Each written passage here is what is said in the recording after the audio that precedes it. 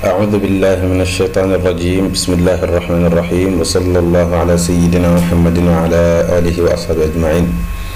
السلام عليكم ورحمة الله وبركاته. mbokk yi ñu ngi leen di bu baax di leen ziyaara di dellu seeg yéen ci suñu bindu Laxdari yu tey mu nekk suñu ñaar fukkeelu bind ngeen ci ànd ak seen mbokk taalibe bi Cheikh Mamadou ñoom di ñaan ngeen continuer di partager ak di abonné. borom téere bee ngi continuer ci lu aju ci sangu farata mu ne wa man raa fi manaamihi ku gént ka annahu yu jaamiu mu mel ni ki dafay jotee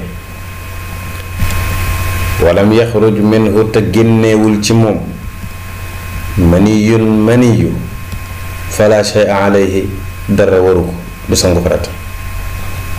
maanaam koo xam ne dafa tëdd di nelaw gént di jotee bu mu yeewoo mu gis ne moom kat mani yu génnewul ci moom gént jotee googu rek du waral sangu farata.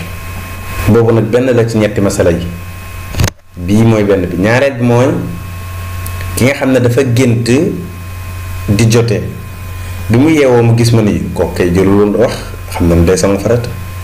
keneen ki mooy ki nga xam ne dafa yeewu rek gis mani yu te yëgul fu mu géntee jotee kooku it li ëpp ci borom xam-xam yi dem ne dafay sangu farata. mu ne wa man wajada képp koo xam ne dafa fekk fii thawbihi ci yéreem maniyan yaabisan mani yu bu wow laa yadri te xamul mata asaabahu kañ la ko taq. mu ne li mu njëkk def mooy ixtasala moom na dem sangu ji farata jàpp ne mani yu bi ci moom la génne wa aada mu baamu maasalla lépp loo xamee ne nii julli woon na ko.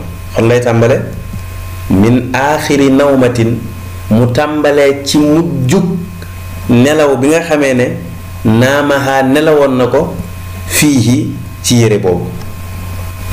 maanaam ki nga xamee ne dafa gis ci yéreem mën yu boo taq ci xamul nag mën yu bii kañ la ci taq li muy njëkk def mooy day dem sangu ci farata jàpp ne mën yu bi ci moom la génn. ginnaaw ba mu xool yére boobu kañ la ko mujjee sol nelaw ak moom. ci misaal mu ne yére bi kat keru altine bi ma jullee tisbaar ba pare moom laa sol nelaw ak moom kon daf naan ko bi nga yeewoo julli gën nga njëkk julli mu ne tàkkusaan ñu ne kon tàkkusaan googu fa ngay tàmbale baamuwaat ba tey jii. bu ko defee kon mbokk yi lii mooy suñu bindu tey. wassalaamu aleykum wa rahmatullahi wa barakaatu.